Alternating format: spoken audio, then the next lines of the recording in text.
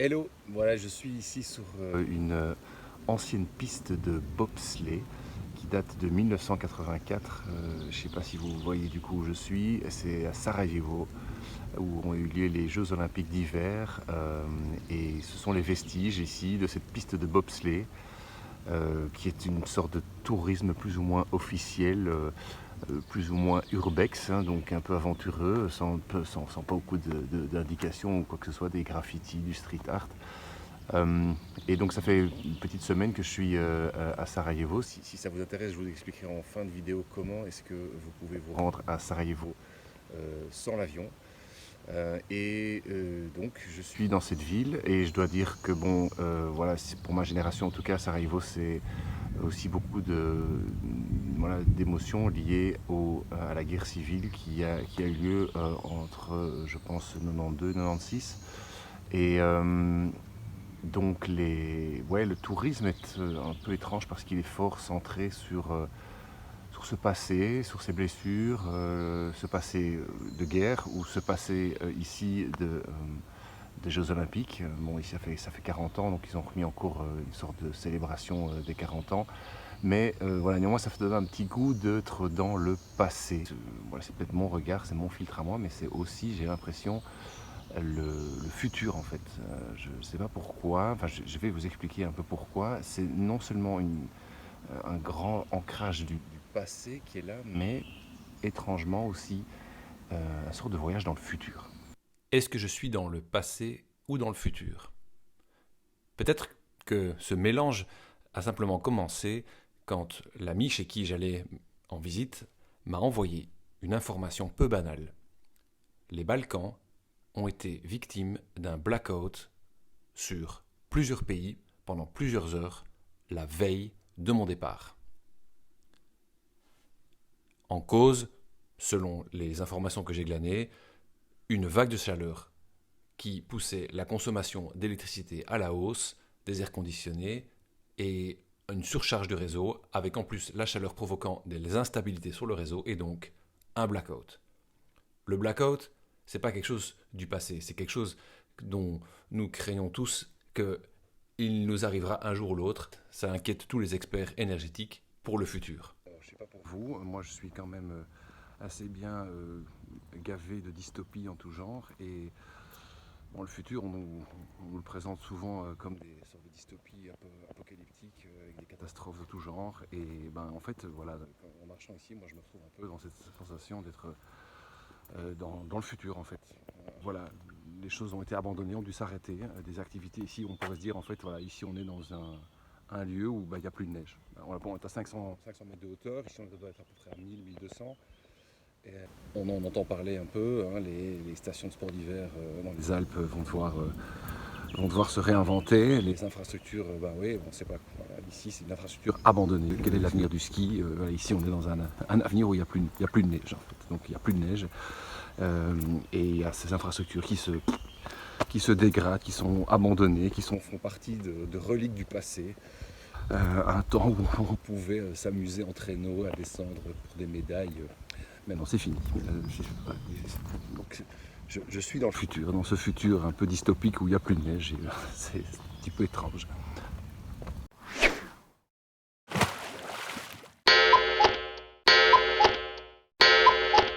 Il n'y a pas que ça. Ça, c'est évidemment le décor ici où je suis, mais de manière générale, j'ai le sentiment que Sarajevo, la Bosnie, je pense un peu dans son ensemble, est un peu isolée en fait. Isolée parce qu'elle n'est pas dans l'Union européenne, même si elle se rapproche il y a des rapprochements avec les instances européennes. Elle n'est pas là à la frontière de l'Orient et de l'Occident, donc elle est en partie aussi fortement orientée et présente avec l'islam. Et donc on sent des touristes qui viennent des deux côtés de ces deux centres que sont l'Occident et l'Orient. C'est assez spectaculaire, c'est assez impressionnant. Mais néanmoins, ils sont un peu isolés. Ils sont ni l'un ni l'autre. C'est pas franchement oriental, c'est pas franchement occidental, c'est pas voilà, c'est ni croate, c'est plus yougoslave. Ils sont un peu isolés de tout ça, donc sentiment d'être sans doute un peu paumé. Comme on pourrait l'être, imaginons, dans un futur où en fait, ben oui, les choses internationales sont plus difficilement accessibles, on se retrouve un petit peu isolé. Ici, je dois dire, ils ont une sorte de force, une sorte de résilience. Dans ce que je vois, il y a beaucoup de gens qui ont leur petit jardin, qui ont des petites cultures, même juste à côté de Sarajevo. Il y a voilà, de l'artisanat, des petites industries, il y a une petite sorte d'écosystème économique et aussi un écosystème naturel. Il y a beaucoup de forêts autour, il y a des sources, il y a des montagnes, il y a des tas de ressources. Et donc voilà, ils sont isolés de tout ça, mais néanmoins, il me semble beaucoup plus résilient que ce que je suis moi depuis la Belgique, où je dépends extrêmement des imports de tas de gens. J'ai aucune compétence de maraîchage, je dépends de plein de gens. Et ici, j'ai l'impression qu'ils vivent de manière beaucoup plus résiliente en étant dans cette autonomie forcée ou voulue, mais en tout cas avec des compétences où on sent qu'ils ont les compétences et le milieu autour d'eux, l'environnement autour d'eux pour pouvoir vivre de manière beaucoup plus autonome. Et donc, je ne sais pas pourquoi, ça me donne aussi ce sentiment d'être dans le futur, où ben voilà, les gens qui te vendent les petits marchés locaux, ben c'est ce qu'ils font eux-mêmes avec leurs poules, leurs abeilles, leur miel du coup, leur salaison, c'est des produits qui viennent de vraiment pas loin, de tout proche en fait. C'est fini les grands exports, import, export, et donc ça me donne un sentiment un peu étrange, moitié réconfortant, à moitié inquiétant, d'être dans ce futur où en fait les grands commerces, les transferts de tomates à travers ou des haricots du Kenya, enfin, c'est fini, ça marche pas, et tout ça ici est beaucoup plus centré. Et en fait, ça me fait du bien, je dois le dire, c'est un petit tourisme rétro-futuriste. Et je vous conseille donc de venir jeter un œil, de vivre l'expérience de Sarajevo. Alors du coup, effectivement, comme je l'avais dit, comment venir à Sarajevo? Ben, bon, il y a... c'est un peu isolé aussi, hein, même constat, c'est un petit peu isolé Sarajevo. Moi je suis venu en bus de nuit, Flixbus la compagnie, vous voyez, ça m'a coûté 90 € pour un aller simple depuis Bruxelles jusqu'à Sarajevo. Alors accrochez-vous bien, le temps de trajet est de non pas 10 heures, non pas 20 heures, non pas 30 heures, mais 36 heures de car. Avec un bus, 36 heures de car. Donc, c'est quelque chose. Hein. Une journée et demie complète, une nuit complète dans 2 cars différents. Ça m'a rappelé, je crois que ça fait très très longtemps que j'ai pu faire un trajet aussi longtemps que ça.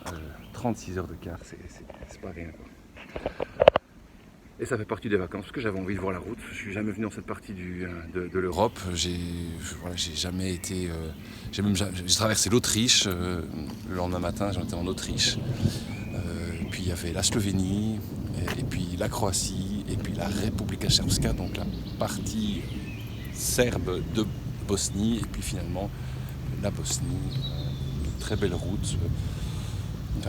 Rien de non plus méga spectaculaire, mais des belles montagnes, des belles vallées, et puis justement cette observation de tout ce petit monde, là, les maisons qui sont là, et quoi elles vivent, comment elles sont là, c'est tout à fait différent comme urbanisme, si je devrais dire, ou comme aménagement du territoire, pour reprendre des termes un peu savants.